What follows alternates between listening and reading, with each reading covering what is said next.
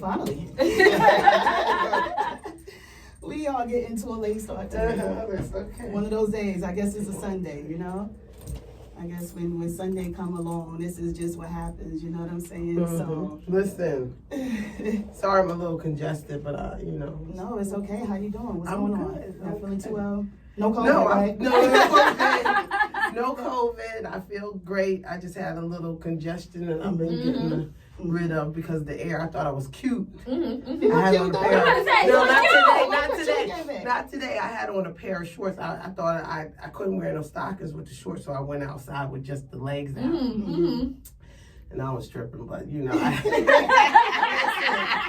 Was it one of those days? It was nice during the day. It was nice. It was nice. It was like you could do it. You know what I'm saying? Like just this one night, had a long coat on, all that good stuff, and it didn't work. And that's why I'm, amazing congested. So I'm holding that. You know what I'm saying? I'm holding that. We got some water if you want some water. We got some wine if you want some wine. You know, drinks. Yeah, you know what I'm saying.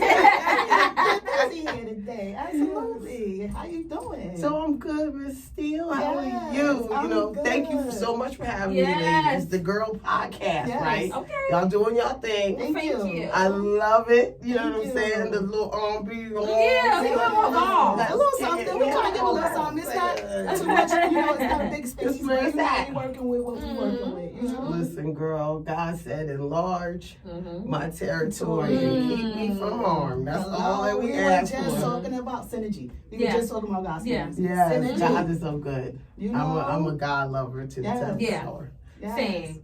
It's a 10th hour. He done got me right here with y'all. Yeah. That's right. We are here, girl. We are here. It is Women's HerStory Month. Oh, nice. So happy Women's HerStory Thank you. Month. Yes, shouts to us. Yes, you know what I'm saying? We are giving woman. Yes. All woman. Every woman. Shouts to us. You know what I'm saying? Yes, ma'am. So Jineea, what's up? I don't know. I would say I'm a very multifaceted person, so I don't know what we talking about. What we talking about? We talking about everything today. So you and I, we met. I was telling Bri, we met maybe like 2-3 years ago. I want to say. Yeah. At HerStory's distribution. Was it a signing party, a mixtape party? Or it was in Jersey, right? No. It wasn't at the barbecue. Was it the barbecue? It was one. It was in New York, right? Cookout. I met you a few times though. We sure did. There was now like I a don't remember consecutive amount of times. Like everything, HerStory had did a bunch of stuff. Shouts to HerStory. So HerStory and Rob. So I actually went to high school with Rob. Nice. Right. Wow. Y'all got history. Yes, he might have been the one that introduced me to hip hop. Now this is the craziest thing because he's a white Jewish man, right? And so he and my brother were best friends. Nice. Right? Awesome. And I was the little sister. And Rob loved hip hop. He was turning my brother on to it. And so Rob would come over, play the tapes, and I would run behind them and see what they was listening to. This is some history. This is some I remember I would like to change.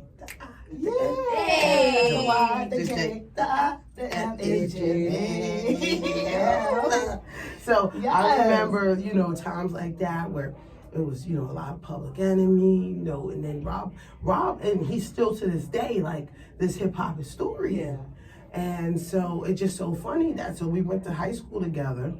And then we ended up in hip hop together. So we ran into each other in hip hop. And it was like, what you doing? And he was like, I'm doing X, Y, Z. I got the largest database of this and that. And I'm going on the Roku box. And I'm like, oh, well, I do this and that. We all Cherry Hill-ish. So that's how that came about. So Rob and I have a lot of history together. So I'm so proud of the work that they're doing now. Yeah, shouts to HerStory. Was on point. HerStory distribution. Because you're part of their distribution network, right? You get down, you know what I'm saying? That's you right. Get down, okay? Yeah, so I believe we did we were on one of his mixtapes.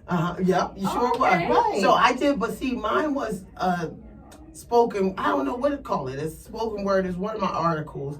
It's this kind of thing that I'm trying to develop. I need to work with a sharper producer. To really figure out what I'm trying to do, right? Because it's like spoken word, but it's really an article that I wrote that I just wanted to talk over music, But it kind of worked, you know. So it's a start, you know. Almost So like yeah, we were on almost that like an stage. audio book, I guess. Yeah, you know, and so the book itself is called Follow the Leader. It'll be out in the next couple of months, Awesome. and so I'm hoping to do not so. See, you know, with audio books, they don't play. They might play like a soft something in the background. Like I want the tracks playing and you know and just going along with it. Yeah, So I'm hoping that it'll work. article. Yeah. Yeah, I like that. I'm hoping that it'll work really That's good. different. Yeah, Because I feel like people have done things very close to around it, but no one's actually taken. I haven't heard anything go that route. Yeah, Right. like either you know, even when you hear story time, a lot of times it sounds more story like Right. it sounds more song like because there's the rhyming and you know what I mean. And I'm animated, you know, like I'm really animated, and I kind of like, and I'm like bossy, you know, with my stuff. so like my articles were all about. I'll just tell you a little bit about that as I'm talking. Yeah. And so I got a chance to do a syndicated column for the Black Press of America, and so I was a syndicated columnist, 200 newspapers across the country, Black-owned newspapers, National Newspaper Publishers Association. They're under blackpress.org. Okay. And so I got a chance to write all these articles, and my article was the Hip Hop Corner, and I would talk about, this was like maybe 2012 to I think 2017, I want to say.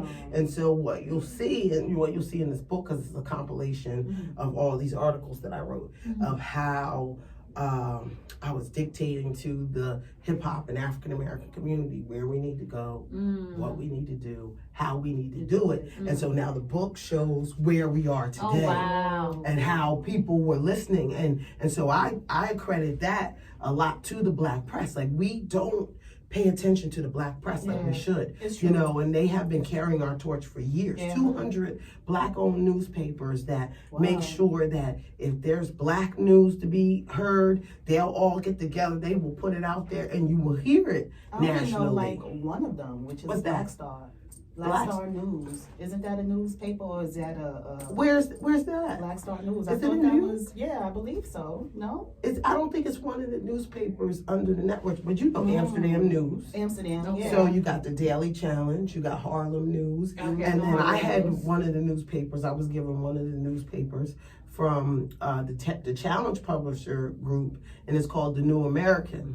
So we'll be putting out a bi-weekly paper with that, and they said, well, I said, how are we gonna put out a hard copy paper in digital times? And they're like, listen, we have to keep the hard copy because they can change digital. And so when we talk about our history, they can change digital, they can erase it, but then with the hard copy, you can't change that. It's finite, That's deep. Yes. Okay, look. Okay, I guess I'm putting out a hard copy paper. And so under this National Newspaper Publishers Association, you've got Frederick Douglass, right, in the Freedom Times. So I feel so honored to be kind of in this legacy of this. You know, like, so at Howard University, they have, if anybody's over at Howard, they have archives they have like this big archive room over there of all of like the Black press papers, like the Frederick Douglass, the Freedom Times, and what everybody was talking about years ago, and major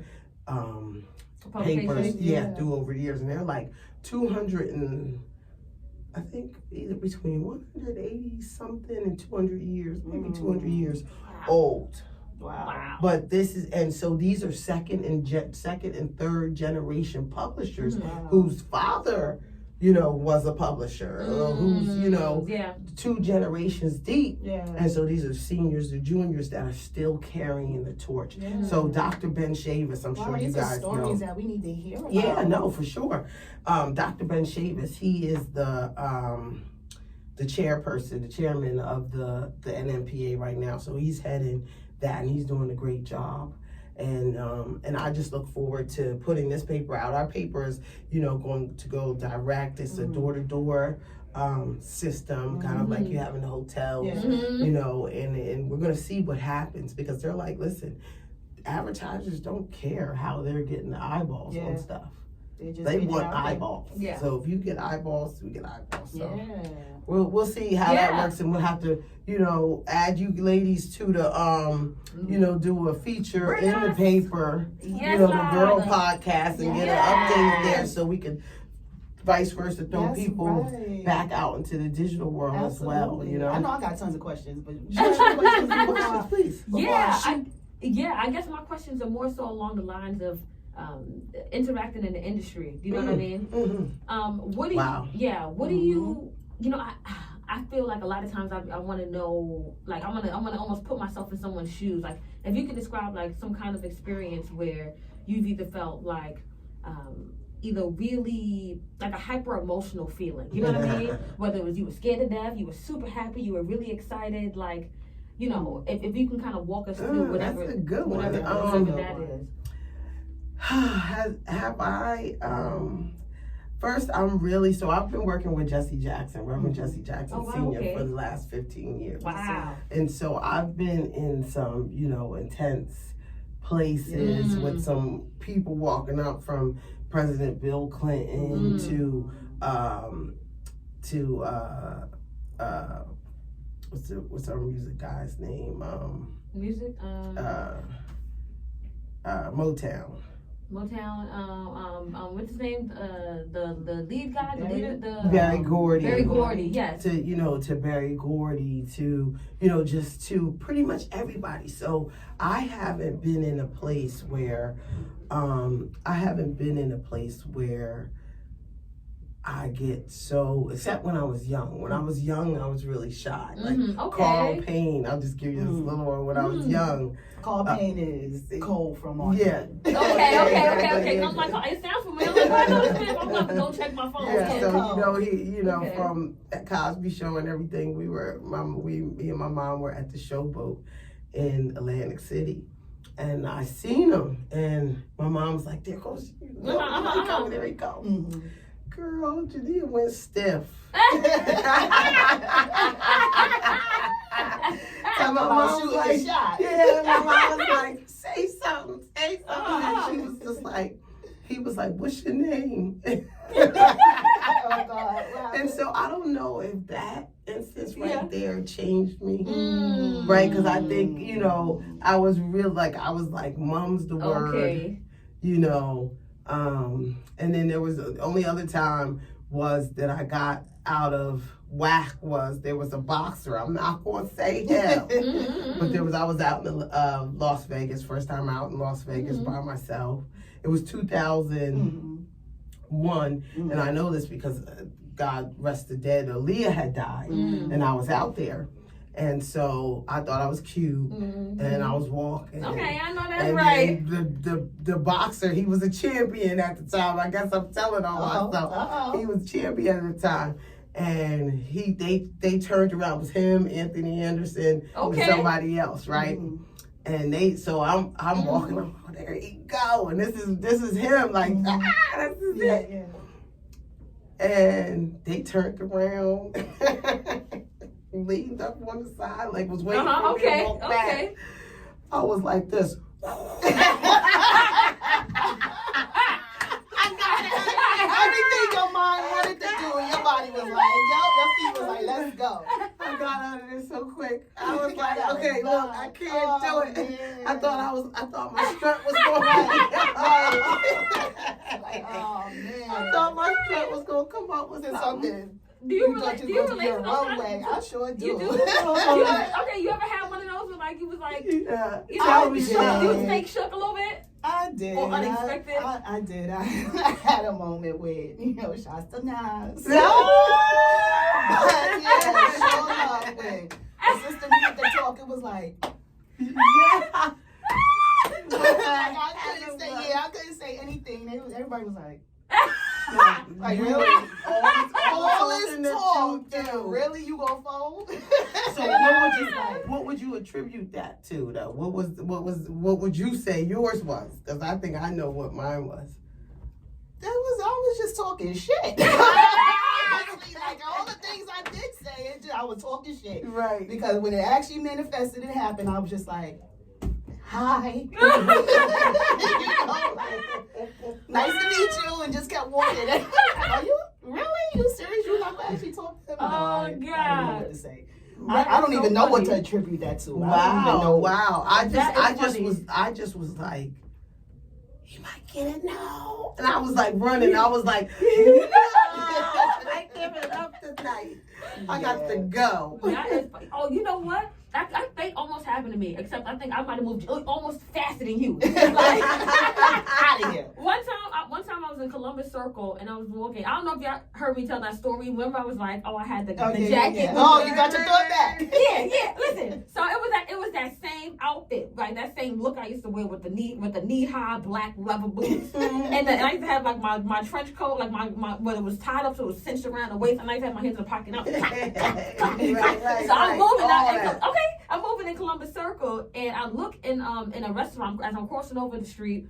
On the side I'm crossing over to, Chris Rock is in the window. Wow. And his eyes are like, he bulges his eyes open. And I'm realizing in the moment, like, this nigga really funny. He really funny all day. Like, you know, like a goofy nigga in real life. Right. Oh, he really goofy. And so he's just staring at me, and I act like I didn't. You know, you like, I try to like avert my eyes, like, am I bugging or is that, you know, you like, yeah. And so I'm walking, I pick the pace up a little bit, and he just points at me as I'm walking. He just points, and I just kept moving. Got up out of there. And I guess it's an emotion, but that emotion now is gone because like I've been in now, like with Reverend Jackson, it's been like you got 30 seconds, let alone 20, to get your point across. You don't have time to be sweating it out and, you know, all of that. And now I mean business more than anything. Yeah. You know, before it was like the fanfare and everything. But now it's like these people are just people. And I need to get to this bag. Excuse me. Knock. Yeah. You know what I'm saying? I feel like that when you have business to handle, it's a completely different energy. So you don't feel like you're at the will of anybody else. You have more of a purpose of drive yourself. Right. Yeah. Right. You know, and like I said, as time has gone on, I've matured more over, you know, time. There was a couple instances, but I now I don't think I have a problem. I think, you know, I work with a couple billionaires and I step to them like, hello.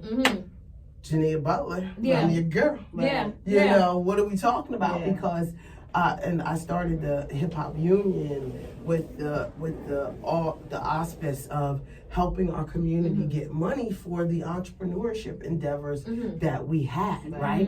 And so in doing that, I had to go down these different avenues, right? Because you know, where are we going to get this money? Our community is completely filled with creativity, filled with everything. And so my thought is, let's take that, right?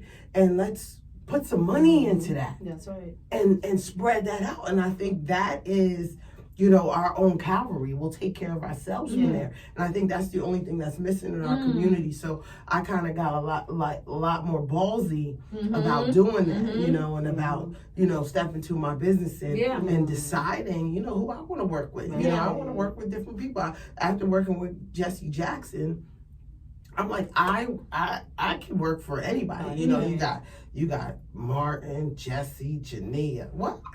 That's right. That's right. Come on, bring it. You know, y'all heard that? Yeah. Y'all heard that? Yeah. It's deep. Yes. That's so true. It's deep, and I'm like, how? I don't even know how I got here. I was just about to ask you that. Like, how did you get into journalism, and how did you get to? I was gonna ask that too. Well, you know, I feel like I fell into everything, right? And it started off. So let me go back a little bit, right? So I'm from Cherry Hill, New Jersey. South side of Philadelphia, right? Got a scholarship to go to Long Island University, Brooklyn, downtown Brooklyn, play basketball, right? So I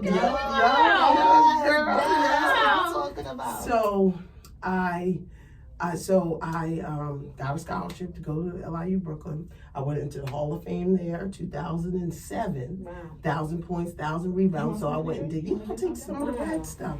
Yeah, that's that Snoop Cali Rose, right? Okay. Yeah. So I had 1,000 points, 1,000 rebounds. and came there to do my thing. You know, I was like, you know, there's no WNBA for women, so let me go to New York to get my career on. I was always big on, thank you so much, I was always big on career. I always wanted to go into business, so this was my way of doing so. So cheers to you, ladies. Cheers. You want to get something, Bri? No? I want a little water. I got my girl. Cheers to us. Feeling malnourished. So went there.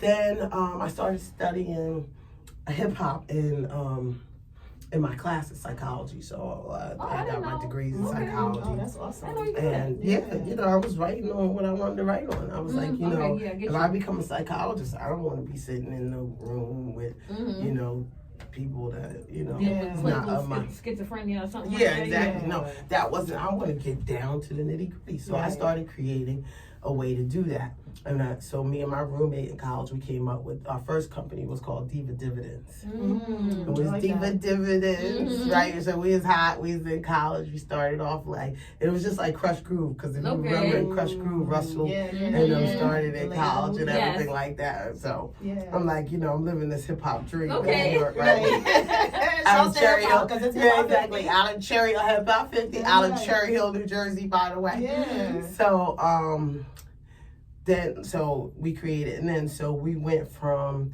Diva Dividends and then started calling the social services of hip hop dementia.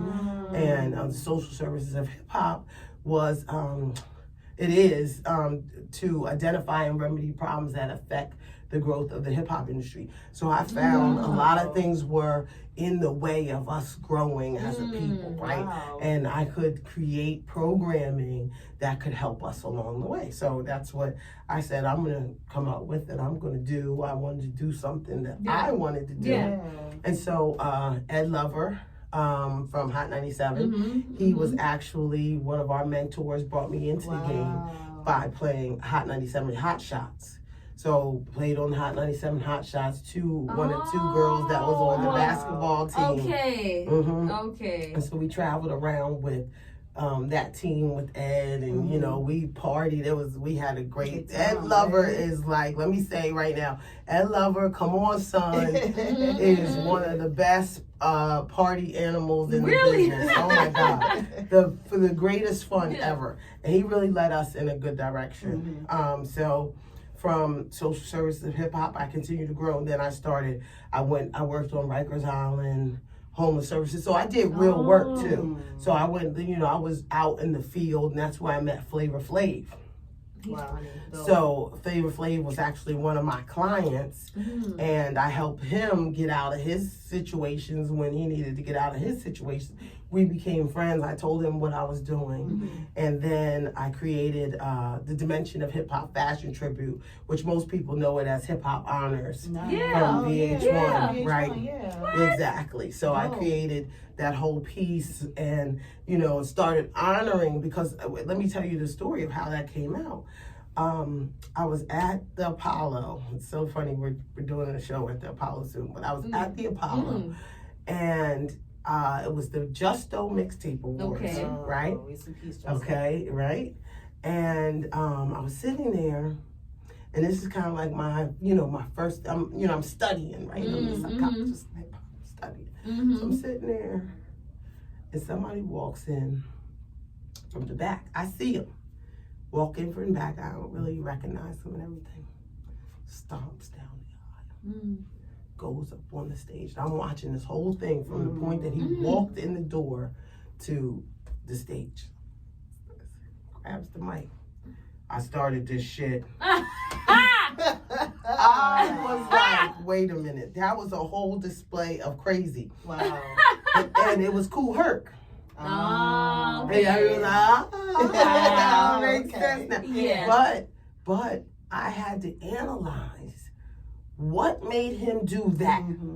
What made him feel like he didn't stop to speak to anybody, walk all the way in, grab the mic, and that's when I said, oh my gosh, nobody has said thank you. Wow. And so that became a mission and a project of social services of hip hop, is to get us to say thank you. Yeah. Like, because, you know, he started this and nobody's recognizing that. Like, he had to feel like he had to go all the way and do that. Yeah. So that's kind of how we got to where we are, because then that's where I realized, I said, oh, okay, that's a serious thing. Yeah. And so I started asking questions to everybody else, and everybody felt left out. And that's the one big thing that hip hop misses, right? Is hip hop does not say thank you. It does not appreciate the things that it's given to it. And then I realized that's largely in part because it's a competition, right? You know what I'm saying? So everything is competition, you know? And so because it's competition, I'm competing against you. I ain't got time to say, you know. Thank you for that thing you did. That Exactly. video. And I'm kind of like that in basketball. Like, you know, I'm like, yeah, she all right. You know what I'm saying? She all right. What you want me to say? You know, I'm kind of like that. But at the same time, when we're talking about a culture, and we're talking about 50 years, so I'm happy to be a part of this 50-year celebration. In the sense that years ago, we started giving out the Living Legend Awards. You know, we started the Hip Hop Union in 2009. And so that was a governing body of businesses and entrepreneurs with a collective interest to get benefits, rights, and respect for the hip hop community. I mean, you can finish your story, but I want to talk a little bit more about that, because I know that I want to double back just a little bit more when you mentioned the Kool Herc starting hip hop in the 50 years of hip hop. There's a controversy that's going around now. I don't know if you've seen the clip with Crazy Legs. Which one? On Drink Champs, where he stated that it's not 50 years old. Oh, wait, whoa. Yeah, that it's not 50 years old, and that Kool Herc wasn't the originator or didn't start. He said cool. What did he say? So who started it then? He said maybe in '82 is when people learned the Kool Herc, but hip hop was already happening prior to that. You know, I wrote an article, and they tried to cut my head off because you got African bottom. Right. Maybe because you were a woman that wrote it. Oh, that too. Like, me being a woman in hip hop is just crazy. Like, I didn't again, here I'm giving you something. And this is what if I have anything to say to hip hop, what they don't understand about me is that why is this little girl from Cherry Hill coming in here being a part of us? Because hip hop saved my life. That's right. I was able to live in a white neighborhood and be myself and find myself through hip hop. Right? I was able to become one of the top 15 players in the country. Yes, you better say behind hip hop, right? Because I'm, you know, on my ears, I was rocking. You know what I'm saying? I was, you know, that's what had me going. And so when I got a chance to say thank you to them, because now the very people, the Flavor Flav, and I'll tell you, Flavor Flav, when I was maybe in let's say the 3rd or 4th grade. I guess it would have to be. I was very quiet because I was around all these white people, and I was like, what the hell am I doing here? Like, what am I supposed to be doing? Where's, you know, who am I supposed to be connecting with? The teacher, and I guess the teachers, and bravo to those teachers, and the teacher were, I guess, trying to find ways to connect to me and things of that nature. And she said, oh, there's something new out there, and they call it rap music. And they got a new, you know, a new way, a style. I'll never forget that. I forget her name, but I'll never forget she said that. And then all of a sudden, I'm talking about, I'm mute. I'm like Maya Angelou, Cage Bird singer at this point, right? I'm right there. And I was like, yeah, boy. What? In the middle of the class. What? And when I say that, that freed me. Wow. Excuse me. That's powerful. That freed me. And so I never forgot that feeling of being free, right? And so when I was able, and you'll see that I was able to do it now to a lot of the artists that I'm working on. I was like Flavor Flav, I was able to help him get back, you know, on his feet and everything. Even Jesse Jackson, I was young, because growing up in a white neighborhood as a little black girl is something else, right? And at the time, you know, I wondered how I got into civil rights, right? It's because I was I was racially discriminated against. Yeah. Right? So it's a different time, but I was able to connect easily with Jesse Jackson because I understood what it was like to be spit on, what it was like to be called chocolate fudge and all these kind of things. And these things are the things that make me strong today. Right. You understand? But in looking at them in the building, because I would, you remember back in the day, they used to have the Martin Luther King at night. It used to come on at 2. The movies on King Weekend, Black History Month used to come on at like 2 at night, right? 2 in the morning. And so during that time, my mom and dad would let me watch the TV, and it would be like Jesse Jackson, Martin Luther King. So I would be up, and I was young, maybe 6, 7 years old, and I would watch them. And I heard Jesse say, "I am somebody, repeat after me." So now when I'm grown and I get to stand next to this man that told me, repeat after me, I am somebody, and be his legs, eyes, and ears as he grew older, only a blessing, only God, Absolutely. you know, because this is, you know, and that's how life really, you know, transforms itself and goes around and, you know, in that circle. And so now I'm doing a lot of work with Ghostface Killer. Okay. He's another one. Shout out to And Ghost. I was just watching one of the episodes. Oh yeah, today. wow, Yes. they wow, Yes. right? Yeah. And so he has a new record label, Yap City, Okay. and he's doing a lot of great different things outside of the box. But for me and the Wu-Tang, right? For me and the Wu-Tang, on every basketball game, right? I used to listen to Protect Your Neck. So before every game, I was in the zone. Watch Step Kid. That's right. Watch Step Kid. Yeah. Like, and you know, so again, I was able to transform into a monster. Yeah. So for me being able to work with Ghost today, it's like, oh my Full circle. God. Yeah. You know what I'm Full saying? circle. So Yeah, I full was circle. able to kind of touch all these people and things. So when I see that they're unappreciative, right, it hurts my feelings because I'm like, do you know how appreciative I have been of you? How much I love you?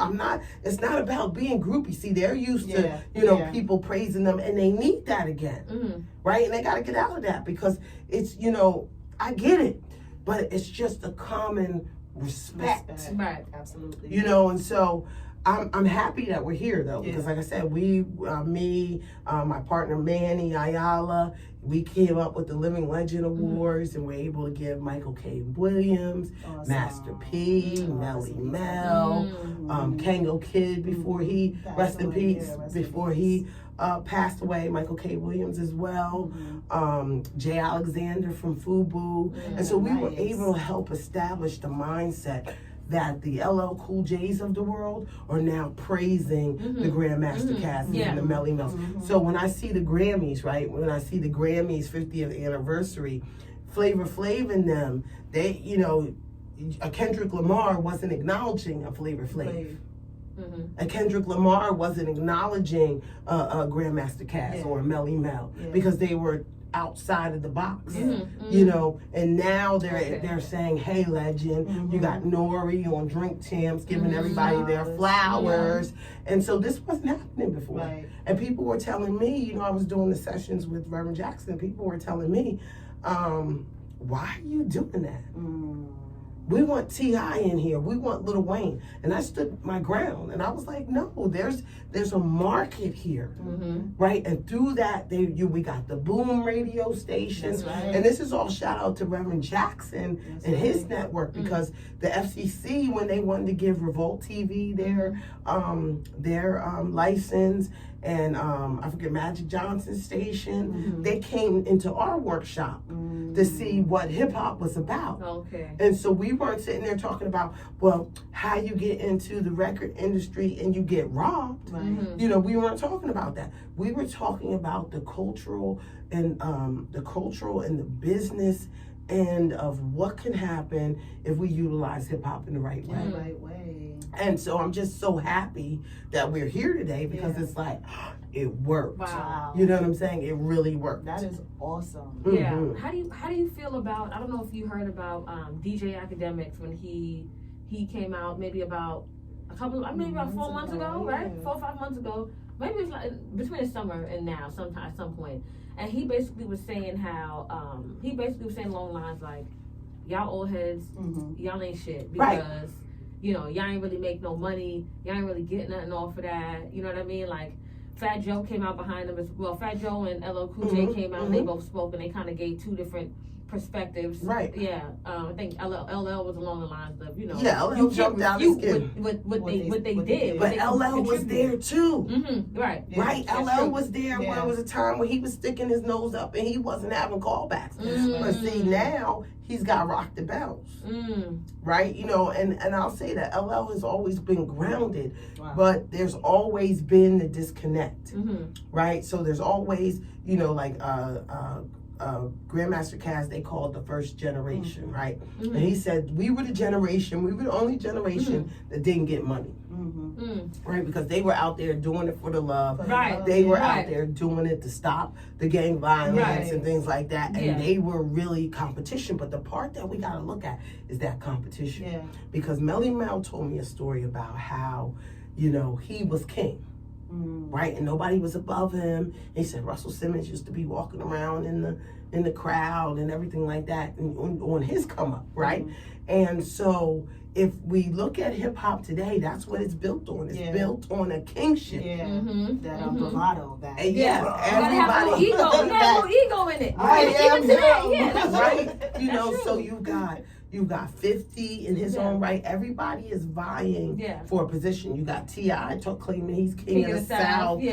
Snoop, king of the West. And this is all competition. It's competitive. And that's why us ladies, we get in there and we gotta fight so hard. Like, y'all can get it though. You know what I'm saying? Y'all can really get this. Right. And so because the ladies do got bars. Better bars than y'all. Yes. We've always been hardcore. Hello. But we should have a position. And that position shouldn't always be, to be the butt naked chick, that's over here. Exactly. Like I gotta be with somebody in order for you to recognize me.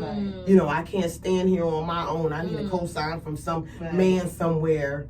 And that's y'all self-esteem. Y'all need to get over that. That's right. And so what do you say? What do you call that? What, self-esteem? The G-check?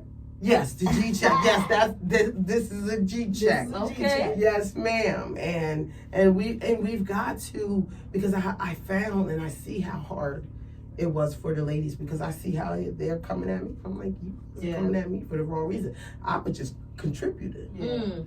I was giving back to what you guys gave me.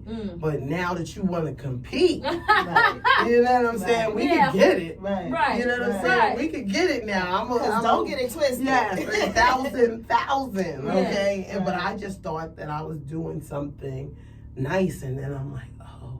Yes, this is a tough industry to penetrate. It definitely is a tough industry to penetrate. Yes. Absolutely. So the Hip Hop Union.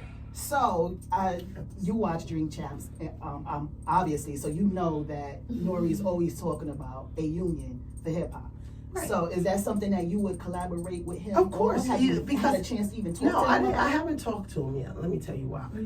Is because the reason why they're saying stuff, right? We started this in 2005, so I don't give a shit what anybody says, okay?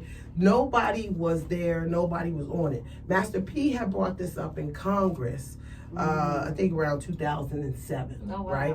He said, what if we had a union for hip hop? Okay. When we started the Hip Hop Union, we brought that concept to the table. Now, the fact that Nori and Master P and all that, and everybody's you got the hip hop lines, everybody's revisiting it, means it worked. Absolutely. Okay, it worked. Okay. Meaning that you finally heard the call. That's right. You know what I'm saying? You want to say that it was you and all of this. No. But you finally heard the work trickled down to you.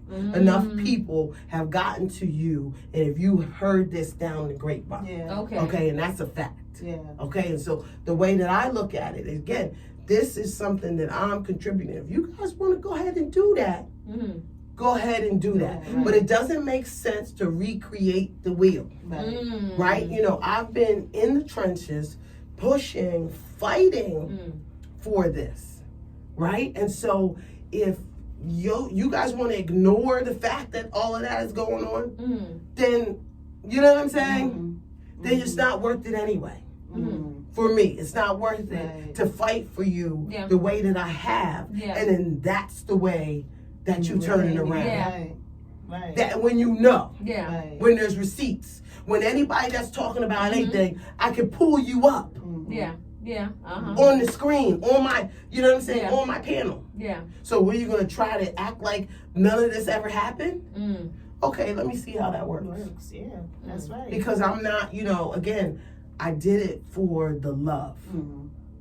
So I do understand the Grandmaster Casses, you know, in that first generation who didn't get money for their work, you know. How does that work now, though, being that a lot of the music is being sampled? Like, are they streamed? Like, are they being paid now? Well, I don't think so, because I think that you have to have some sort of contract or something linking you to some of that stuff. I've heard that in a lot of those contracts that there was the if any other creative form comes out, like kind of like an indefinite, you know, they have the, you know, distribution or, you know, marketing, whatever, but streams after that they're like, if anything else basically along the lines of anything in the future comes up, like, we own that too. And so I've heard of people trying to fight for that. And I think that I really doubt it, and that's why all of this is important. Like, I've now become a life insurance and health insurance agent, you know, in this process to learn what we can do, not just for the hip hop that's actually really pieces, right? For everybody else as a community, we have to stop GoFundMe for funerals, you know, where we can put a couple of hours aside, and I'm getting good plans and stuff like that.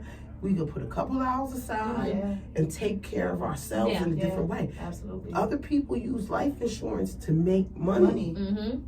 You know, so we've got to look at that. They're expecting us our value to be zero, like not too far from here. I think 2045 or something like that. You know, so we've got to do something about it. It's us who has to make those moves, you know, and we have to make really smart, educated moves, and we have to stop trying to get in everybody's way. We are people of genius. That's why we're here. That's why they brought us here. Right? It's because we're genius. They let me get a piece of that, let me get over here, so they can create and build this all for me. Let's build it for ourselves now. We just got to get out of our own way to do that, you know? And I think it's the ladies, girls, that's going to take us there, you know? I don't think the men can do it. I think they are just knuckleheaded. I agree. You know, and it's great to see us women beginning to, you know, understand that a lot more. Right. We're coming together a lot more, you know? So that's of course, we have a long way to go. We have a lot more work to do, of course, but just to see it happening. Self-esteem, you know? Be confident in where you stand. Women are definitely trailblazing. Specifically Black women. Always. The way these numbers are popping in business, in school, in entrepreneurship, everything. When I look at panels and I look at articles, Black women are in everything. We're in everything. You know, like I'm sure the other people, we probably feel like weeds popping up in the grass. You know what I'm saying? We out here. I noticed that. I noticed that women are beginning to lead in everything. Women are beginning to lead in everything. I guess that's why now everybody's having that conversation about, you know, like we were talking about with masculinity and femininity. Everybody's trying to figure out, like, what role do you have? And of course, this is the time where people can choose whatever role they want, you know? And so things are beginning. Men. It is. The roles are being, you know, it's scaring them. They are. They're very much scared. I think we gotta figure. I would love to see people.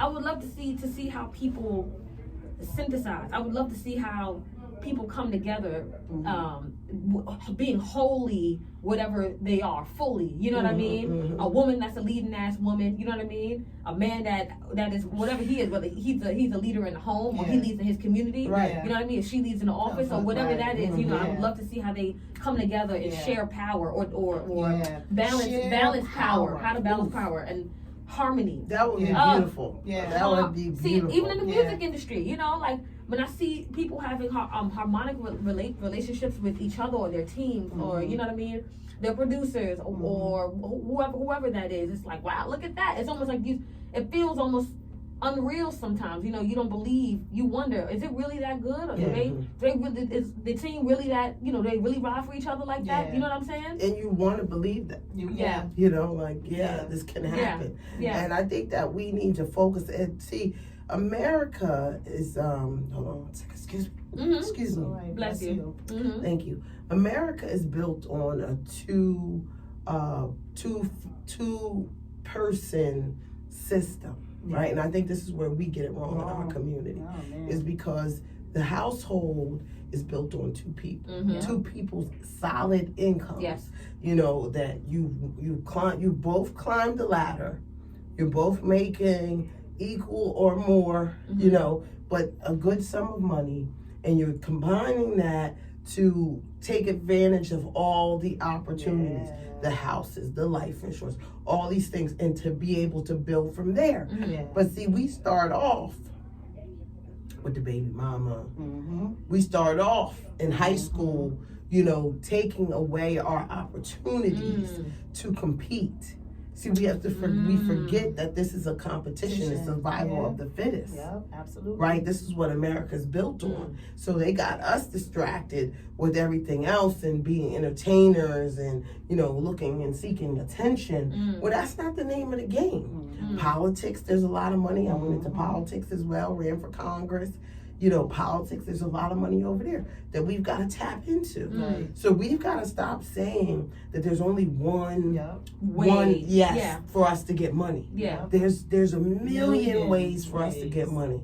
And we have to be smart about them. And we can't be so caught up in the sexual tendencies that we have. But see, I always look at a man and say that men, their private parts are the only things in this society that they really control. Right? When you look at it, you know, that's the only thing that nobody has any jurisdiction over. So they're going wild because everything else, you know, they feel less than. You know, and as much as we try, ladies, that was deep, right? That was you see deep. it, right, though? And as much as we try, ladies, to really get them on their feet, they've got to find a way to feel good about themselves, to fight back towards these men. You're stronger, you're faster, you're quicker, you're smarter. Doesn't matter if you didn't go to school. The street game is 100% more efficient than anything in this world. And you can lead from there, but we need to focus. You got to stop trying to, you know, put all these women against each other and have all these babies and all that stuff. We got to go back to the family and build the family structure. That's a fact. You know, if it ain't nothing, I remember I realized so early on. I must have been about 18, 19 years old when I realized, like, because I've always questioned. I try to get to the bottom of things, you know what I'm saying? Those things that I feel like, you know, you ask, I was one of those people, I always ask questions. My mother was like, all right, I don't know. Like, you know, I don't know, you know? And so I would go off and just really take time, even if it took months or weeks or a year for you to come down to the thought, but I would try to get down to the bottom of whatever issues I could think of. And after, you know, learning a lot about, of course, you know, the powers that be, and then learning about the struggles of being Black or being colored in America, right? And then, you know, visiting all of the struggles and then trying to figure out what's the common denominator in all of this, right? Or even if, aside from the common denominator, if we go back to the problem and then go towards the future, what's going to what would fix this problem, right? What could be the foundation? What could be the issue? And the issue is the foundation, right? The nucleus, the start of becoming a person, starting a family, being a family, right? Like, you know, talking about like what is your norms? How were you raised? Right. What's your relationship like with your mother, your father, and how your community, all those beginnings, how that plays probably the greatest role, the grandest role in who you become, right? Or what direction you begin to go. You know what I mean? What path you take to then go on and learn more about life or whatever the case may be. You know what I'm saying? And I'm like, oh my God, it's the black family. It's the family. It's like the family. That's what it comes down to. Yeah. You know? And I feel like that's what we all have to really, really, really, really be very intentional about. Yeah. And to really be serious. We have to really take it serious, you know? And that's hard because people change, people grow, There's some people are multidimensional, very, I think people are just not sure. It goes back to what you said earlier, confidence, self-confidence. People are just not, men and women, both are just not, in this time and age, nobody's sure. Especially with social media, there's so much other temptation. Of the role of themselves. Or of themselves. Okay, yes. In their relationships. People they're not picking the right person for themselves either. Because they don't know themselves. They don't know themselves. And there's so much to pick from nowadays that people don't have a sense of grounding, so that way you can have a point of reference right. You know what I'm saying? To begin to make a decision to choose your people. Right. What direction? People are just not making the best choices for themselves. I get that. And I think people are just, right now we're in the follow world, hello, Instagram. So people are following other people and people want to be like other people and people are not wanting to be themselves. Yeah. You know what I'm saying? Yeah. So there's a lot of confusion going on out here, and unfortunately that's messing up a lot of, relationships, dynamics, and those things between men and women. Right. Right. So it's unfortunate. It's definitely unfortunate. We are definitely in some different times. Yes. Sure we have an opportunity. Like we have an opportunity. I think that we have enough powerful people across the board that if the weak get out the way just for 1 minute. We're not trying to hurt you. Yeah. You know what I'm saying? We're not trying to hurt you. But we gotta save our people. Yeah. You can't be so tied into this that you're gonna let us perish because of your ego. Yeah. That's you. You gotta come back. Of course. We gotta have you back. Please. We gotta have you back. It's so much to unpack with everything you just been saying. Like, it's so much to unpack there. Yeah. Sure. But we definitely gotta have you come back. Yeah. This really was like, having you here, man. Yes, absolutely. I enjoy being with the ladies. Listen, because we can do it all day. Yes, all day. We can. Yeah, I look forward to it. We absolutely have to have you back to come on, girl. Man, this conversation was amazing. Everything that you do, is amazing. Listen, I didn't walk even with know God. all of this. So this is I walk with God. I don't even know it. Yeah. So Big this deal. is really dope. Excuse me. Yeah. So I just say that I walk strongly with God, and God has led me on a journey that has been not one day, that hasn't been a boring or worthless walk. Never easy. Yeah. But always got the victory. Yeah. Always get the victory at the end of the day. And so what's your day-to-day like? Like, what do you... So I create programming. So I work for different companies throughout the week. So I do different projects here, there, and everywhere. Okay. Just depending. And, we've got, like I said, we've got the newspaper. My book is coming out. We've got a radio show coming out on WABC Radio. Yeah. So any dates? For... The radio and the book. Well, I would say in the next month. Okay. Just to be, formulative, but in the next month. The book's probably like in a month and a half.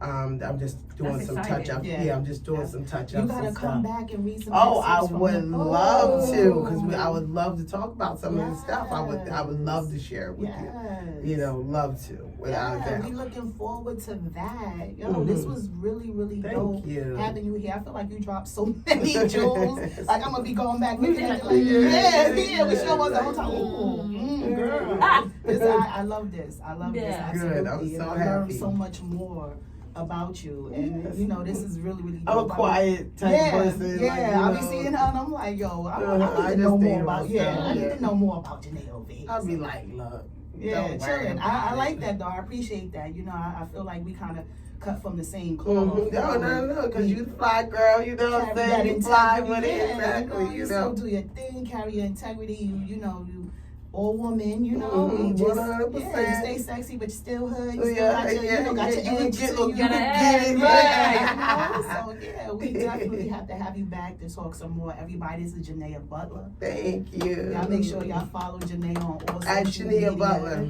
Yes. Jineea. Yes. The fly girl. The fly The fly girl. girl. With the G check, Alright. y'all. And this is a G check on the girls podcast. That's what I'm talking about. Yeah. Absolutely. It was great. having Yeah. you. Yes, thank you, ladies. Yeah, that was problem. awesome. Yeah, let me I'm go ahead and give you a hug. Yes, thank you That was so great. much. That was I great. so appreciate it. I Yeah. had a great time just running my mouth. Nah, that was